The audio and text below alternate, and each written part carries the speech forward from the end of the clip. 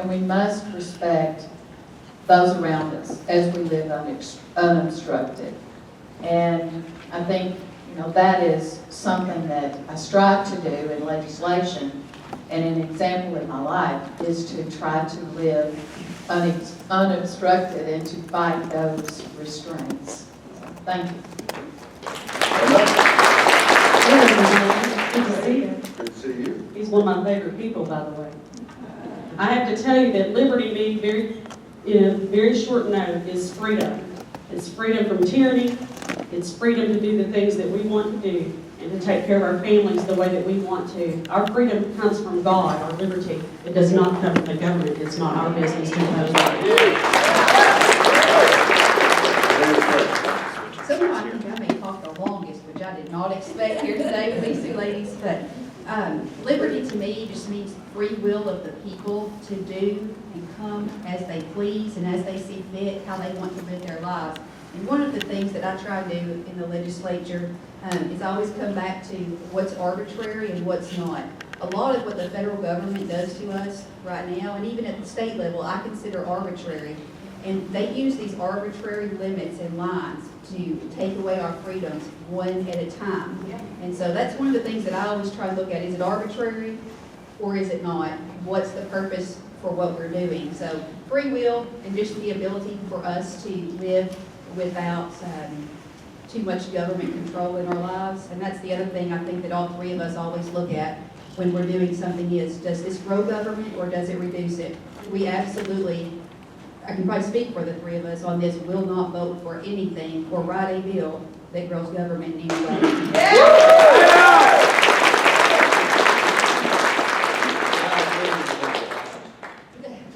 Okay. Got in the hot seat.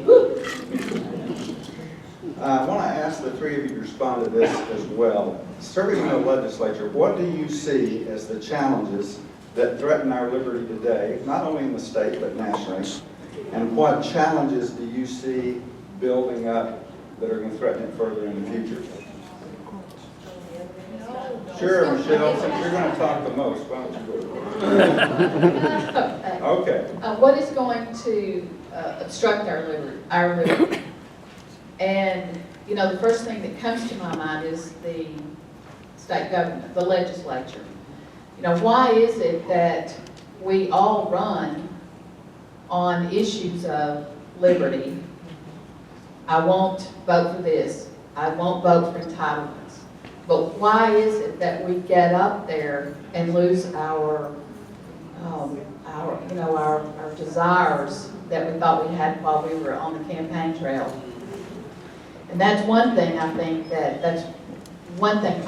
I can develop a plan for. Why is it?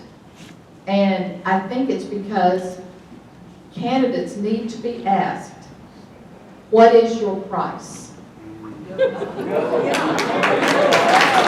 is your price? And I asked myself before I got up there, if they come after my husband, what is my price? If they come after my children, what is my price? I had that discussion with all of them before I went up there. And they gave me complete freedom to throw them under the bus. They were raised right.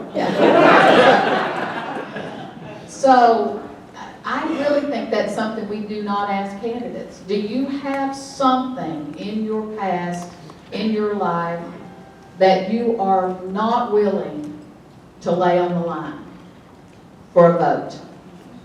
And I think that is where misguided votes occur, is because they did not know what their price would be when they went to Little Rock. And that's where it surprises them when someone comes up with that price and they see it as something they're willing to, miss that vote on. So I see the legislature as our biggest block to freedoms, because that's where the bills come that restrict our freedoms. So that is where we have our biggest problem.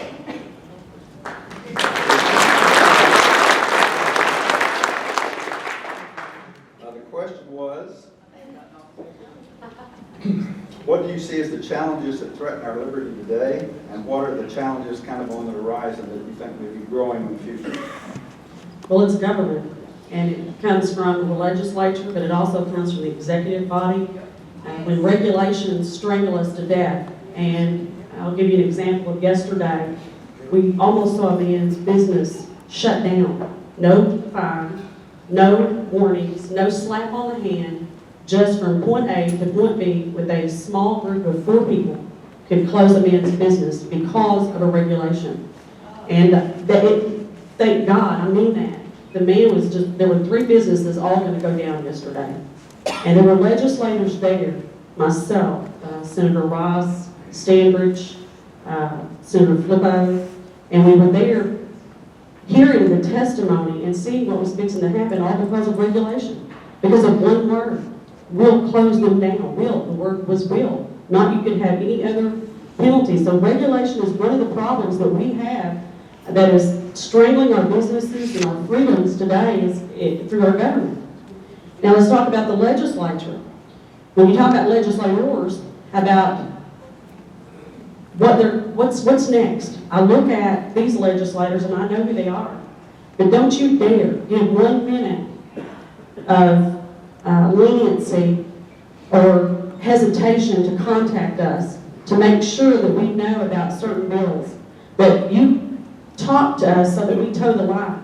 Not because I just think today I'm going to go out and mess up.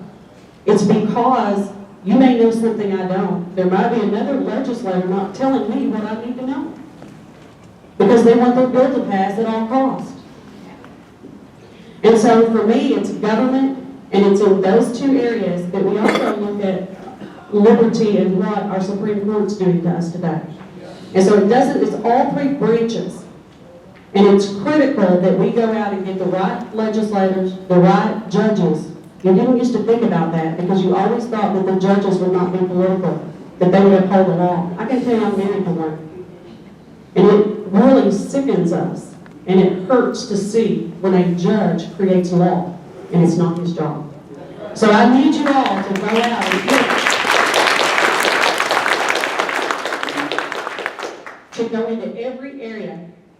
Your governor, your legislators, your judges, they need to hear from you. Don't be afraid when you're on the street. Don't be afraid to call them. Let them know how you feel. And we can make sure that we retain some of those freedoms that we value in this room. We all do.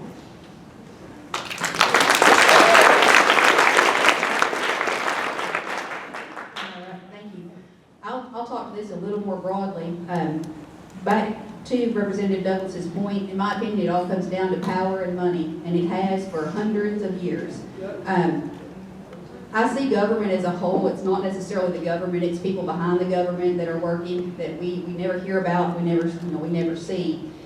So as I slowly watch our liberties be taken away one by one, a lot of people say, well, you're crazy, our liberties aren't being taken away. You still have freedom of speech.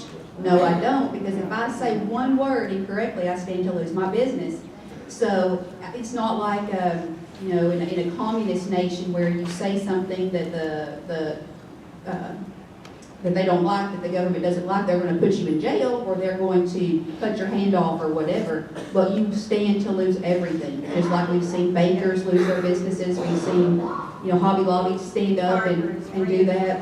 So they are taking our liberties away one by one, and we're allowing it to happen. And so as I see our freedom of speech being taken away, freedom of religions being taken away, people are scared to even stand up and say they're Christians. And so, I was actually having a conversation, I'm getting off subject, but I was having a conversation with my son about one of the shootings that happened recently, and he said, all those students said they were Christians even after the first one said it, and he was killed. And he said, I wouldn't say I was a Christian. And I said, then I haven't done my job raising you right. You should have stood up. You should stand up and say what you believe, no matter what the consequences are.